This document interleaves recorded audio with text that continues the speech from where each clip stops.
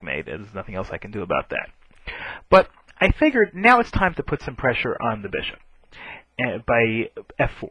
Now, obviously he can't move the bishop off this diagonal.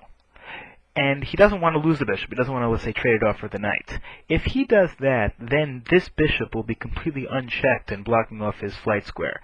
You know, the king right now is in trouble, not in immediate jeopardy of being mated, but obviously he wants to, I want to make sure that he doesn't have the option for the king to run to the e file, and that's why it's important this bishop is over here. So he puts his bishop back to g7. Now, I realized at this point that I probably wasn't going to be able to penetrate this bishop simply with my queen and my rook. So I pretty much figured I had to trade it off. And again, I'm up by material over here. I'm up by a minor piece and a pawn. So I'm pretty much going to win the game as far as just by whittling it down to an endgame. But, for style points, I wanted to try to, to get a more devastating attack against his middle over here. So I played bishop h6. Now I force him to trade off the bishops because it's pinned, and if he moves the king, he loses it for nothing. So he plays bishop take h6. So I have two options. I can take it with the queen or the rook. If I take it with the queen, then he simply moves to his flight square, which is over here. If I take it with the rook, he can do the same thing. But with the rook, I'm able to keep the pressure on. So in fact, what I did was I took it with the rook. I took rook take h6. Now he moves king e7 to get it out of the way. Now I continued to push the f pawn. I pushed the f pawn before against his bishop, which forced his bishop to to trade itself off. And now I continued to push it against the rook over here. Obviously, he has to do something about this pawn because the rook over here is hanging to the pawn. And over here, notice one thing. It's going to be important in a second. This pawn is pinned. This pawn is now pinned against his king.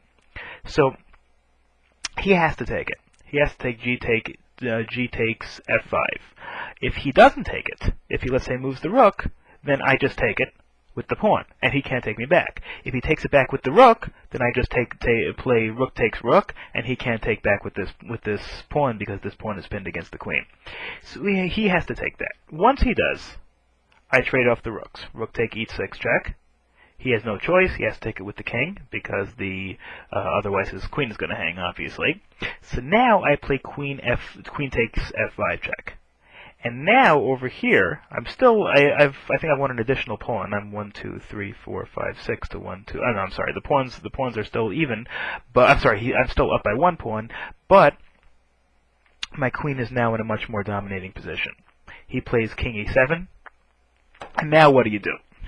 So obviously, I have nothing directly against the king. The king has plenty of room to run over here. I mean, eventually I'm in a winning position because I'm up a knight. I have an isolated, I have a passed pawn over here that's not going to be able to be stopped too easily.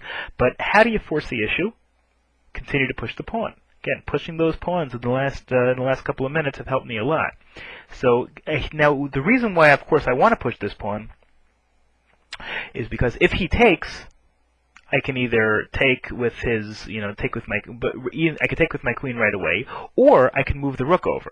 Obviously, the more I open up this middle, the harder it's going to be for him. He's got a king and a queen sitting ducks in the middle of the board, and I've got a rook that would just love to come into this melee over here, but it's being blocked up by pawns. So I want to get rid of these pawns.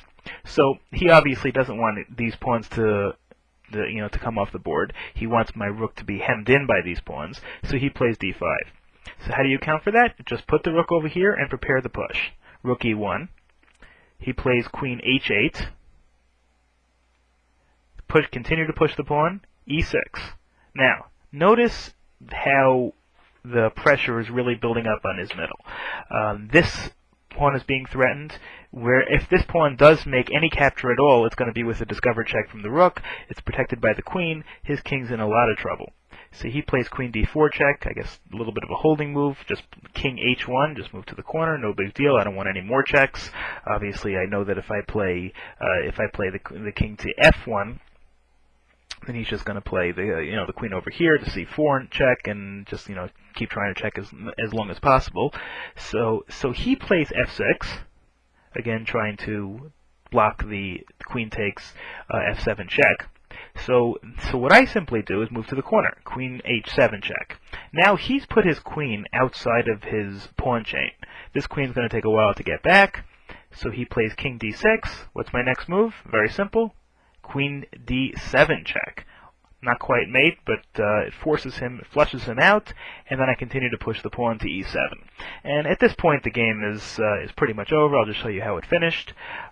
He plays queen f2, again, just threatening to take the rook with checkmate. So what I did, rather than responding to it, rather than moving it, I just simply played e8 queen. So he has to play rook takes, again, obviously threatening, protecting this rook.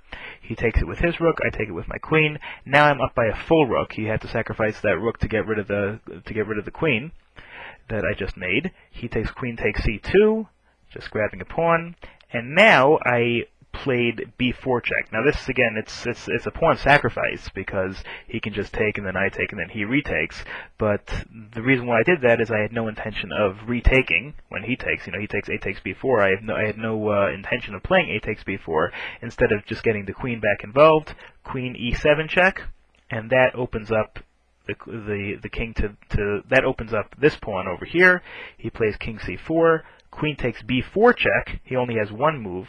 Queen d3, and that rook d1 check. Now he only has two moves. He can put the queen in front, or and to block it, which he would lose the queen, or he can move his king over here. He can move his king to e3, which is what he did, and the next move, of course, is queen d4 checkmate.